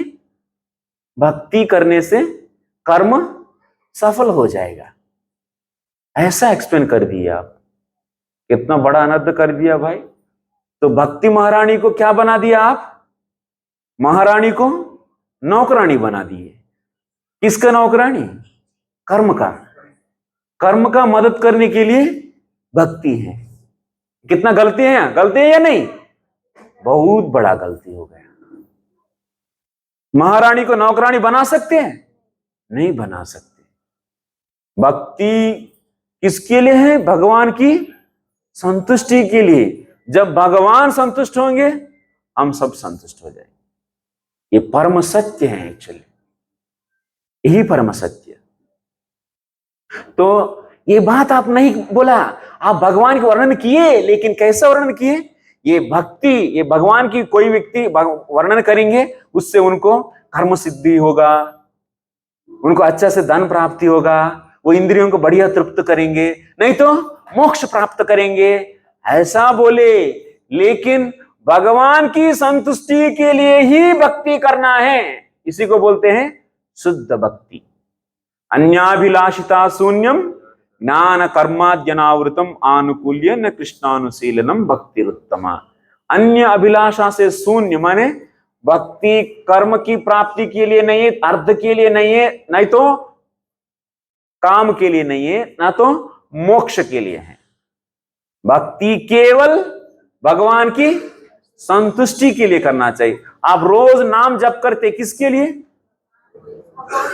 भगवान की संतुष्टि के लिए। ऐसा नहीं है कि हम भगवत धाम चले जाएंगे, ये कष्ट दूर हो जाएगा, इसके लिए करेंगे भक्ति? नहीं, वो भी स्वार्थ ही है। वैसा सोचते हुए भक्ति करेंगे तो वो भक्ति भी शुद्ध नहीं है, उसमें भी गंदगी है। मैं संसार से मुक्त हो जाऊं, ये पूरा संसार में बहुत लोगों, सब बेकार लोग हैं, इन लोगों की संग में मैं नहीं रहना चाहता, मैं चले जाऊंगा, उधर बढ़िया से रहूंगा, भगवान के साथ बढ़िया आनंद आएगा, उस आनंद को हम उठाएंगे, बस इस कर्म से दूर हो जाएंगे। इस प्रकार की भाव से ही नहीं, केवल का केवल भगवान की आनंद के लिए करना चाहिए। तो ऐसा भाव कब आप में पैदा होगा? जितना आप भगवान की महिमा गुण आप सुनते रहेंगे, ये पूरा सृष्टि भगवान ही किए हैं करके आप बार बार सुनेंगे, और आपका पास जितना भी जो भी वस्तु है वो सब कुछ भगवान की सृष्टि का ही अंतर्भूत है। और आप केवल, और आपका जो तुच्छता है, जीवात्मा की जो तुच्छता है, वो भी हमको पता चलना चाहिए। हम लेते नहीं तो कैसा अपने आप के बारे में जानते हैं, बहुत बड़ा है करके सोचते हैं हम बहुत बड़ा धनवान है, बहुत बड़ा विद्यावान है, बहुत बड़ा पद है, ऐसा सोचते। लेकिन जब भगवान से जो सृष्टि हुआ, ये सृष्टि लीलाओं जब पढ़ेंगे तब आपको समझ में आता है ये पूरा सृष्टि कैसा हुआ। नहीं तो भगवान के प्रति जितना आपको रेस्पेक्ट जागना चाहिए आपके हृदय में, जितना आदर जागना चाहिए आपके हृदय में, वो आदर भाव जितना जागना चाहिए उतना जागेगी नहीं। इसीलिए आपको क्या करना चाहिए? भगवान की महिमा सुनना है। यही बात बोल रहे हैं नारद जी, बाबू आप भगवान की महिमा को, जो सबसे इंपॉर्टेंट है, उसको आप वर्णन करते तो भी बहुत माने कर्म ज्ञान कर्म इत्यादि का, कर्म और ज्ञान का नौकरानी बना के एक्सप्लेन किए आप। इसके ऊपर और भी क्या किया आप? तो फिर भी आप कहीं कहीं इस भगवत गीता तो आप अच्छे से लिखे हैं, लेकिन उसमें भी एक गड़बड़ की है। क्या है? मैंने व्यास जी बोल सकते हैं मैं तो भगवत गीता तो दे दिया, उसमें तो मैं भक्ति के बारे में अच्छे से बोला, मोक्ष से भी श्रेष्ठ भक्ति है करके बोला था ना, तो करके व्यास जी बोलते थे, वो बोल रहे हैं बोले, लेकिन कितना बार बोले? ये कि पहले 6 चैप्टर क्या है भगवत गीता का? कर्म योग। लास्ट 6 चैप्टर कितना है? ज्ञान योग। और उसमें 7 और 8 क्या है? प्रधानीभूत भक्ति। शुद्ध भक्ति का चैप्टर कितना था? उसमें कितना है भगवत गीता में? केवल 9 और 10। केवल 2 चैप्टर, 18 चैप्टर में कितना? 2 चैप्टर शुद्ध भक्ति के बारे में। इतना कम से क्या होगा? ऐसे मंदाह सुमंद मतयो मंद भाग्या। कैसे है ऑडियंस? कैसे है हम सब? कैसे हैं? मंदाह, मंद लेजी फेलोस, उसके ऊपर मंद भाग्या, मंदा सुमंद मत, मंद बुद्धि वाले हैं, मंद भाग्य वाले हैं। इन लोगों को अभी केवल 2 चैप्टर में, मैंने 18 चैप्टर में 2 चैप्टर ही उनके लिए असली चीज है करके आप बोलेंगे, बार बार नहीं बोलेंगे, एक आध बार। मैंने 18 में केवल 2। इससे क्या होता है कि मंद बुद्धि वाले समझ नहीं पाएंगे, समझ नहीं पाएंगे। ये बढ़िया नहीं किया आप। आपको क्या करना चाहिए था? बार बार वही बात बोलना चाहिए था। कृष्ण भक्ति करो, कृष्ण भक्ति करो, कृष्ण भक्ति करो करके ही बोलना चाहिए था। ऐसा पुस्तक को आप निर्माण नहीं किए एक्चुअली। ऐसा क्यों नहीं किया? और वो भी भक्ति किसके लिए है? भगवान की संतुष्टि के लिए। और उस पुस्तक में क्या होना चाहिए? तो जीव की तुच्छता और भगवान की गरिमा, उसको बार बार आप बोलना चाहिए था, जिससे जीवात्मा जान सके कि उनका केवल का केवल कार्य है क्या है? कृष्ण भगवान की सेवा करना। कितना समय? 24 घंटा में 1 घंटा, 1 घंटा करने से होगा? 1 घंटा सेवा करेंगे, बाकी 23 घंटा अपना शरीर करेंगे, चलेगा? 2 घंटा भगवान की सेवा 2 घंटा करने से चलेगा या नहीं? नहीं। 3 घंटा? 3 भी नहीं चलेगा। कितना चले? 5 घंटा? 5 घंटा तो हो जाएगा? नहीं। 10 घंटा? 10 घंटा सेवा करने से हो जाएगा? नहीं होगा माता, नहीं होगा। कितना घंटा करना है? 20 घंटा? 24 घंटा? वाओ, 24 घंटा करना है। जीवेर स्वरूपेर होई कृष्णेर नित्यदास। कृष्णेर नित्यदास।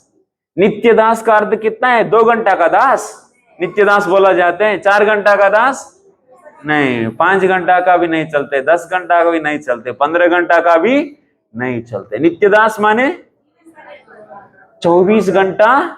कितना? 1 साल, 2 साल, मरने के बाद भी पूरा उम्र और मरने के बाद।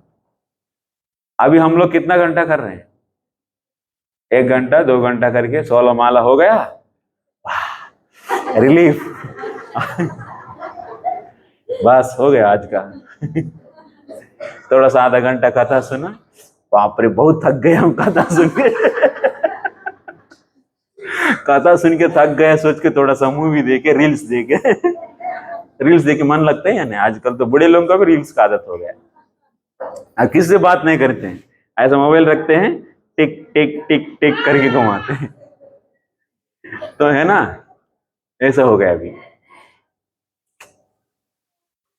निरंतर माने हर वक्त आपकी अंदर क्या चलना चाहिए? भगवान की नाम, भगवान की नाम। हरे कृष्ण महामंत्र, इसलिए प्रभुपाद जी लिखते हैं अपना तात्पर्यों में, तो जो कृष्ण जप 24 घंटा चलना चाहिए। ऐसा हम लोगों में भगवान की प्रति और भक्ति के प्रति उतना श्रद्धा लाना चाहिए, उतना विश्वास लाना चाहिए भगवान के प्रति, और उतना बाहर आना चाहिए अपना शारीरिक उपाधियों से। मेरा घर, मेरा बच्चा, मेरा परिवार, ये वो। सर्वधर्मान परित्यज्य मामेकम शरणम व्रज अहम त्वाम सर्व पापेभ्यो मोक्षयिष्यामि। माने समस्त जितना भी है धर्म, उन धर्मों से धीरे धीरे बाहर आना है, पूरा चेतना बाहर आना है। बाह्य रूप से, शारीरिक रूप से करे, लेकिन चेतना रूप से क्या है, बाहर आना है। कोई भी आसक्ति नहीं है, किसी भी शरीर और शरीर से संबंधित किसी भी संबंध से कोई आसक्ति नहीं। क्यों? जीवात्मा क्या है, जीवेर स्वरूपेर हुई कृष्णेर नित्यदास, कृष्ण का नित्यदास। इसी प्रकार की चेतना इसमें मैंने भक्ति में दृढ़ श्रद्धा आना चाहिए। आपको लगता है कि मैं बस 2-4 माला 16 माला करूंगा, कैसे ना कैसे करके बस भगवत धाम चले जाएंगे, लेकिन 24 घंटा के लिए आप तैयार नहीं रहेंगे सेवा करने के लिए, तब तक आप उधर एंट्री नहीं है। उधर भी जाके आप बोलेंगे गोलोक धाम में तो मैं 2 घंटा जप करूंगा, उसके बाद मैं अपना मनमानी करूंगा। भगवान क्या बोलेंगे, जाओ तुम इधर से निकल के, इधर का क्या काम है तुम्हारा 2 घंटे के बाद क्या करेगा उधर? हाँ, बाकी तो हमें क्या करेंगे उधर? उधर लैपटॉप चलाएंगे, मोबाइल चलाएंगे उधर मोबाइल नहीं है, लैपटॉप नहीं, कुछ नहीं, उधर नित्य सेवा है भगवान का। इसीलिए कैसे तैयारी करके रखना है हम लोगों को, 24 घंटा का तैयारी करना है, 24 घंटा सेवा करने के लिए। यही बात व्यास जी आप बार बार नहीं बोले। माने जीवात्मा का अपना असली जो धर्म है भगवान की सेवा करना, और उसके बारे में आप बार बार नहीं बोले। और दुनियादारी इतना विस्तार रूप से विवरण करके, वर्णन करके बैठे, शरीर और शरीर से संबंध जो भी है धर्म, इसके बारे में तो इतना वर्णन किए। इसीलिए ये बहुत बड़ा गलती की आप। ये गलती के कारण आपका मन संतुष्ट नहीं था। और हम सबका भी मन क्यों संतुष्ट नहीं है, बोलिए, कारण क्या है? कारण क्या है? 24 घंटा हम लोग भगवान की सेवा में नहीं है, भगवान के प्रति दृढ़ विश्वास नहीं है, भक्ति में दृढ़ विश्वास नहीं है। जैसा व्यास जी असंतुष्ट हैं, वैसा हम लोग भी असंतुष्ट हैं। तो इसीलिए व्यास जी क्या किए हैं, तो श्रीमद् भागवत की रचना की। माने उसमें, उस ग्रंथ में क्या है, धर्म प्रोचित कैतवोत्र परमो निर्मत्सराणाम सताम वेद्यम वास्तवमत्र वस्तुस्य वदम तापत्रयोन्मूलनम। इस बार माने वो मंगलाचरण श्लोक भागवत का कितना है, 3 श्लोक हैं। उस 3 श्लोक में पहले पहले व्यास जी बोले हैं, बहुत अच्छे से डांट मिला उनको नारद जी से व्यास जी को। इसीलिए जब भागवत की रचना करते समय उन्होंने पहले पहले बोले, धर्म प्रोज्यत कैतवोत्र परमो निर्मत्सराणाम सताम। इसके अर्थ क्या है? ओ भगवान, सत्यम परम धीमहि, पहले श्लोक में, पहले मंगलाचरण श्लोक में भगवान की प्रणाम करके उसके बाद बोलते हैं कि भगवान से, हे भगवान, मैं इस ग्रंथ में कभी भी मैं दोबारा जो गलती पहले किया वो नहीं करूंगा। क्या किए पहले गलती? भक्ति को किसका, भक्ति महारानी को क्या बना दिए? नौकरानी बना दी। किसकी नौकरानी? कर्म और ज्ञान की। कर्म और ज्ञान माने धर्म अर्थ काम, माने कर्म माने धर्म अर्थ काम, और ज्ञान माने मोक्ष। धर्म अर्थ ज्ञान मोक्षों के लिए भक्ति करना चाहिए करके भाई बोले थे। इतना बड़ा महारानी को तुच्छ कर्म और मोक्ष का नौकरानी बना दिए। ऐसा काम मैं अभी नहीं करूंगा इस ग्रंथ में। धर्म प्रोज्जिता माने प्रोज्जित, कैतव धर्म को इससे उखाड़ के फेंक दिया मैंने। इसमें कोई कैतव धर्म नहीं है, चीटिंग नहीं है, चीटिंग बाजी नहीं है इसमें। मैं क्या करूंगा, मैं नित्य रूप से भगवान की वर्णन करूंगा। निगम कल्पतरोर्गलितम फलम सुखमुखादमृत द्रव संयुतम पिबत भागवतम रसमालयम मुहुरहो रसिका भुवि भावुका। और तीसरा श्लोक में लिखते हैं व्यास जी इस भागवत के बारे में, तो बोलते हैं कि पिबत भागवतम रसमालयम। ये जो भागवत है ना, मैं जो रचना करने वाला हूं, ये भागवत ये रस से भरा हुआ है। ये वेद रूपी वृक्ष का पका हुआ फल है। ये वेद कल्पतरु है, माने वेद को जो मांगेंगे वो देती है। और उस कल्पतरु माने वेद कल्पतरु है, उस कल्पतरु रूपी वेद का पका हुआ फल कौन है? भागवत। वे माने एक पेड़ है, पेड़ का सारभूत भाग कौन है? फल है ना। पेड़ का सारभूत क्या है? इसका पत्ते हैं, उसका टहनियां हैं, डाल हैं, बहुत कुछ है उसमें। पूरा पूरा सारभूत क्या है? पूरा वेद पेड़ का फल है ना। वैसा ही वेद क्या है? एक बड़ा पेड़ है, और उस पेड़ का पका हुआ फल क्या है? भागवत।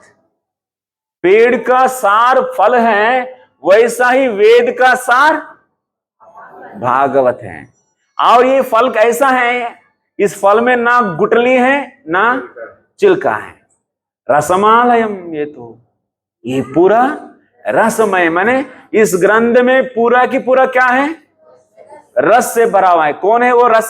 रसो वही सहा, रस वाले कौन? कृष्ण है। माने ये भागवत क्या है? कृष्ण का ही स्वरूप है, ये रस है। और ये रस कहां? ये रसीला फल पेड़ के एकदम ऊपर है। ये ऊपर है कैसा? ये तो पेड़ को चढ़ने वाले को ही मिलेगा क्या? माने पेड़ माने वेद, याद रखे, पेड़ माने वेद, और फल माने भागवत। तो ये पका हुआ फल है, इसीलिए क्या होगा? ये कोई भी फल पक जाते वो पेड़ में रहते हैं क्या? नहीं रहते हैं, है ना। वो क्या होता है? गिर जाता है। ये फल तो कैसा गिरा? ऐसा फट करके गिरने से क्या होता है? फट जाएगा। तब खा सकते हैं? नहीं खा सकते। लेकिन ये फल कैसा गिरा उस पेड़ से? पहले एक बहुत बड़ा डाल पर गिरा, नजदीक वाला, उधर से और एक डाल पर, और उधर से और एक डाल पर, ऐसा धीरे धीरे धीरे वो नीचे आया। एक डाल पर गिर के, दूसरा डाल पर गिर के, और तीसरा डाल पर गिर के, इस प्रकार आया। इसी को बोलते क्या है? परंपरा।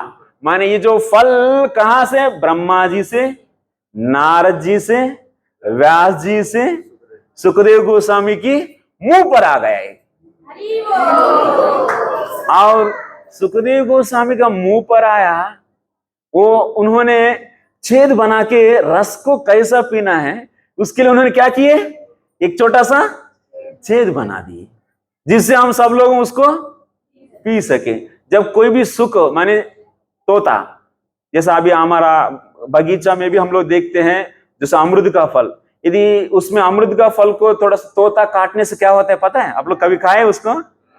बहुत मीठा हो जाती है, उसका मीठापन बढ़ जाता है। ऐसा ही ये तो रसमालय है। और लेकिन वो आया किनके मुंह में? अभी सुखदेव गोस्वामी के मुंह में आया, और उन्होंने उसके अपना चुंच से थोड़ा सा काट दिया, और इससे वो इतना मीठा बढ़ गया अभी, और इतना मीठा बढ़ गया कि उसको सुन के सुखदेव गोस्वामी के मुंह से ये भागवत को सुनकर व्यास और नारद भी, अरे ये भागवत तो हम लोग इतना आस्वादन, भागवत का आस्वादन इसकी पहले भी हम लोग कभी नहीं किया, ऐसा सोचने लगे।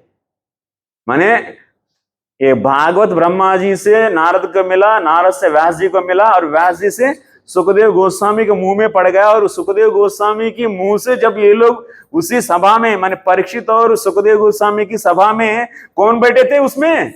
सुत गोस्वामी ही नहीं है, नारद और व्यास जी भी बैठे और सुन रहे हैं, और सुखदेव से और ऐसा महसूस हो रहा है कि उन लोगों को ये इसकी आस्वादन अभी बहुत पहले से भी बढ़ गया। एकदम पहले कभी हम ऐसा आस्वादन नहीं किया, ऐसा लग रहा है उन लोगों को। ये सुखदेव गोस्वामी का महिमा है। और वो फल उसके बाद सुत गोस्वामी से सौनक आदि ऋषि से, इस प्रकार ये अभी परंपरा में हमारा आचार्य गण, हमारा श्री चैतन्य महाप्रभु और षड गोस्वामी और कृष्णदास कविराज गोस्वामी और विश्वनाथ चक्रवर्ती ठाकुर, बलदेव विद्याभूषण, जगन्नाथ दास बाबा जी, भक्तिविनोद ठाकुर, इस प्रकार ये फल अभी भी धीरे धीरे धीरे धीरे धीरे धीरे धीरे धीरे गिरते अभी कहां आया? आपके मुंह पर आया। और इस फल को हम लोग केवल गुरु परंपरा से ही लेना है। यदि ऊपर से मैं पेड़ से ऐसा पत्थर से तोड़ के मैं ले लूंगा, सोचते क्या होता है? वो गिर जाएगा, गिर के फटेगा और खाएंगे नहीं। इसीलिए इस फल को किससे प्राप्त करना चाहिए? गुरु परंपरा से ही प्राप्त करना चाहिए, और कहीं से नहीं। और इसका मीठापन बढ़ते जाता है एक्चुअली, और इसमें कोई भी चीटिंग बाज नहीं है एक्चुअली। जीव का असली जो धर्म है, भागवत धर्म, भगवान की सेवा करना, इसी के बारे में बार बार कहा गया। इस सेवा का भी मुख्य केवल उद्देश्य क्या है? भगवान की संतुष्टि है। इसी में ही जीव का संतुष्टि है, भगवान की संतुष्टि में ही जीव का संतुष्टि। लेकिन अज्ञान और अंधकार के कारण अभी हम लोग सोचते हैं कि सेक्स करने से संतुष्टि है, पैसा कमाने से संतुष्टि है, धन कमाने से, नहीं तो नाम कमाने से संतुष्टि है करके, और नहीं तो जीवन में ये हासिल करने से संतुष्टि है, वो हासिल करने से संतुष्टि है करके हम पगलाते हैं एक्चुअली। ये क्या है? ये पागलपन है। समझ में आ रहा है? और असली क्या है? जितना भौतिक विषयों के प्रति आसक्त है वो उतना पागल है। असली वो व्यक्ति है किनका बुद्धि ठीक है? जो व्यक्ति भगवान को, जो व्यक्ति जितना भगवान की शरणागत होकर सेवा करेंगे वो उतना ठीक है। यदि वो नहीं कर पाएंगे तो आपका जीवन व्यर्थ है एक्चुअली। कितना भी हो क्या फायदा? क्या फायदा बोलो? और इस शरीर के बाद और एक शरीर आएगा, वैसे इस प्रवाह में चलते रहेंगे। ये पका हुआ फल को आस्वादन करिए, इसको आस्वादन करना चाहिए। इसीलिए हम लोगों को भक्ति रसामृत सिंधु में भी कहा गया। और इस भागवत का महिमा सुनो, माने इसमें क्या है एक्चुअली? भागवत के अध्ययन करने से क्या होते हैं? सताम प्रसंगात मम वीर्य संविदो भवन्ति हृत्कर्ण रसायनाः कथाः तज्जोषणादाशु अपवर्गवर्त्मनि श्रद्धा रतिर्भक्तिरनुक्रमिष्यति। जब इस भागवत पूरा हर एक प्रसंग, हर एक उपाख्यान, इसमें जितना भी उपाख्यान है, समस्त उपाख्यानों में एक ही बात कहा गया, वो जीव भगवान का सेवक है और जीव का परम धर्म है निरंतर 24 घंटा भगवान का सेवा करना। किस प्रकार की सेवा? श्रवण कीर्तन रूपी सेवा। ये सेवा है, श्रवण कीर्तन रूपी सेवा निरंतर करना चाहिए। भले आप समाज की दृष्टि में आप एक गृहिणी हो, एक गृहस्थ हो, और एक ब्रह्मचारी हो, नैतिक सन्यासी हो, एक क्षत्रिय हो, कोई भी हो, केवल दुनिया को दिखाने के लिए वो धर्म निभाएंगे। वो जीव का असली धर्म नहीं, वो परम धर्म नहीं है, वो जीवन नहीं है। वो जब तक इस शरीर में, वो आप केवल वो समाज की दृष्टि के लिए, समाज का एक उदाहरण सेट करने के लिए वो करेंगे। लेकिन आपकी अंतर्गत चेतना किसमें लीन होना चाहिए? हर वक्त किसमें लगना चाहिए? कृष्ण भगवान में। निरंतर उन्हीं का स्मरण कीर्तन चलना चाहिए आंतरिक रूप से। इसीलिए इसी का अभ्यास है। उतना श्रद्धा भगवान के प्रति कैसा आएगा, एक दिन में नहीं आता है वो। इसकी महिमा, भगवान की महिमा निरंतर सुनो। और वो कहां से सुने, उसीलिए क्या है, क्या दिए हैं, गुरु परंपरा में क्या करना चाहिए, अरे भागवत को सुनना चाहिए।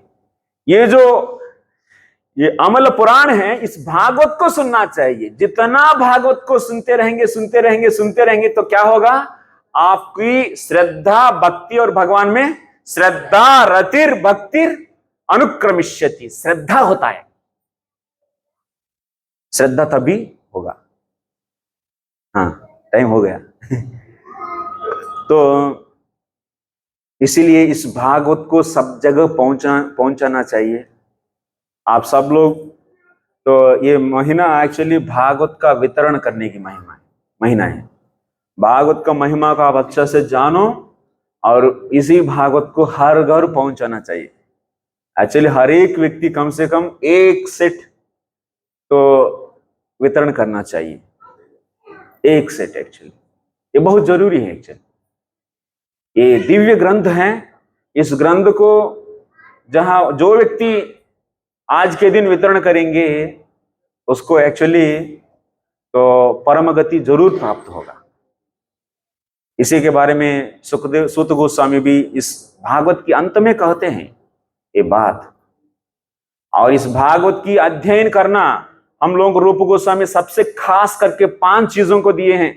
सो भक्ति का अंग के रूप में क्या है, पहले भगवान की नाम संकीर्तन, दूसरा भक्तों की संगति करना, तीसरा भगवान की अर्चना करना, चौथा भागवत की अध्ययन श्रवण करना, अध्ययन करना, और 5वां मथुरावास।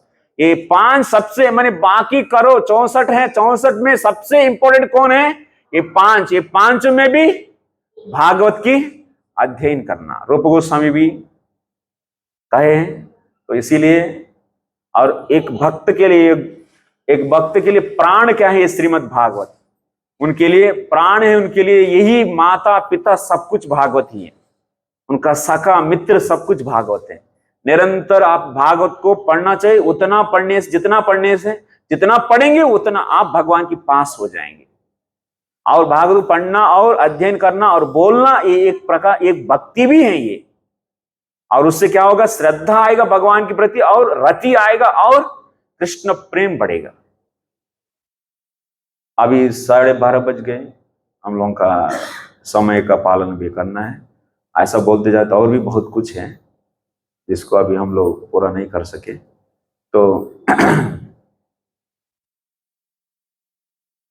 इस भागवत की वर्णन और भी अनेक पुराणों में भी भागवत की महिमा के बारे में अलग पुराणों में भी कहा गया, और श्रील जीव गोस्वामी का तत्व संदर्भ में भी लिखा गया। और श्रील जीव गोस्वामी एस्टैब्लिश करते हैं ये चक्रवर्ती प्रमाण, माने समस्त प्रमाणों का चक्रवर्ती कौन है, श्रीमद् भागवत है।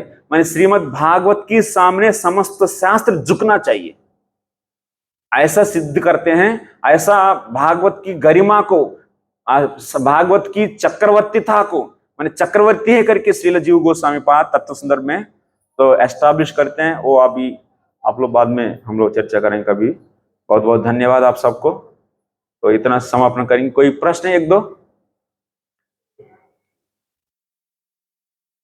बहुत अच्छे, कोई प्रश्न नहीं, वेरी गुड। यस प्रभु, एक प्रश्न है। काम मोक्ष आता है, मोक्ष माने क्या, मुक्ति, स्वर्ग? हाँ, नहीं, मोक्ष माने शरीर कर्म से मुक्ति, कर्म से मुक्ति। लेकिन स्वर्ग जाना कर्म में ही एक भाग है। अच्छा कर्म करेंगे स्वर्ग जाएंगे, फिर भी कर्म बंधन में। मोक्ष माने कर्म से मुक्ति, ब्रह्म में लीन। इसी का कोई प्रश्न है तो जितना सुंदर को भागवतम की मेहनत बताई, और भागवतम क्यों प्रकट हुआ ये भी बताया, और हम लोगों का स्थिति भी बताया कि मंद सुनो में पते हो, मंद भाग्य उत्तरता, वो भी बताया कि हम लोग कितने मंद आलसी हैं और मंद भाग्य भी है। लेकिन ये मंद भाग्य हमारा बदल सकता है जब हम श्रीमद् भागवतम का दर्शन करेंगे, साथ हम लोग हम लोग श्रवण करेंगे, तो ये मंद भाग्य हमारा परिवर्तन हो जाएगा और मंद भाग्य नहीं रहेंगे, हम सौभाग्यशाली हो जाएंगे। जब हम वैष्णव के मुख से श्रीमद् भागवत का श्रवण करेंगे, उसका पठन करेंगे।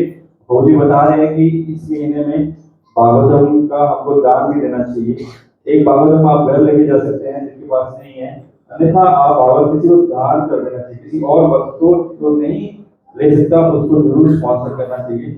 और कुछ भक्तों ने भागवतम लिया है, आज हम प्रभु जी के हाथ से उनको भागवत देंगे। जिन्होंने अपना नाम श्रीमद् भागवतम के लिए लिखाया था, आज क्योंकि भद्र पूर्णिमा है, आज बहुत ऑस्पिशियस डे है, तो जिन्होंने लिखाया था उनको आज प्रभु जी के हाथ से भागवत देंगे। हम लोग प्रभु जी का बहुत बहुत धन्यवाद देते हैं। प्रभु जी ने इतने सुंदर तरीके से हमको श्रीमद् भागवतम कैसे प्रकट हुआ, जैसे व्यास देव जिस चिंता में थे वो दिखा रहे थे। जैसे हम बस जीव सब चिंता में रहते हैं, हम लोग कभी भी कुछ भी पाके आनंदित नहीं होते, सुखी नहीं होते, हमारे जीवन में आनंद नहीं आता, चाहे कुछ भी मिल जाए। तो फिर बताया कि क्यों नहीं होता, क्योंकि हमारे जीवन में कृष्ण नहीं है, भक्ति नहीं है। जब हमारे जीवन में भक्ति आएगी, कृष्ण आएंगे, भगवान आएंगे, तो हमारे जीवन का परम लक्ष्य है कि हम भगवान की सेवा में लगेंगे। जैसे भक्त रोजी बार बार बताएगी, जीवन स्वरूप है कृष्ण नित्य दास। हम अपनी स्थिति को प्राप्त करेंगे तभी हम आनंदित रह पाएंगे। और स्थिति को प्राप्त करने के लिए इस भव सागर में, इस बद्ध से हमको अपनी नित्य अवस्था में आना होगा, उस दास को अपने आप को पहचानना होगा। तो स्वामी भाव से हमको अपने आप को हटा के हम इस भौतिक जगत के स्वामी ऐसा छोड़ के हम, जैसे प्रभु जी बताया कि सृष्टि में सब कुछ भगवान का है, हम एक चीज भी कोई पैदा नहीं कर सकते, बना नहीं सकते, तो हमको किस बात का अभिमान है। तो इसलिए हमको अपने आप को भगवान के चरणों में समर्पित कर देना चाहिए, और वो भी कर्म और ज्ञान से रहित होके पूर्ण रूप से अपने आप को भगवान के चरणों में समर्पित करना चाहिए। उसको करने के लिए हमको बार बार वैष्णव के मुख से श्रीमद् भागवत श्रवण करना होगा, भक्तों का संग करना होगा, उनसे शिक्षा लेनी होगी और अपने शिक्षा को अपने जीवन में पालन करना होगा, तो तभी संभव है। हम लोग प्रभु जी का 3 बार बड़ी बड़ी बोल धन्यवाद देंगे। हरि बोल, हरि बोल, हरि बोल।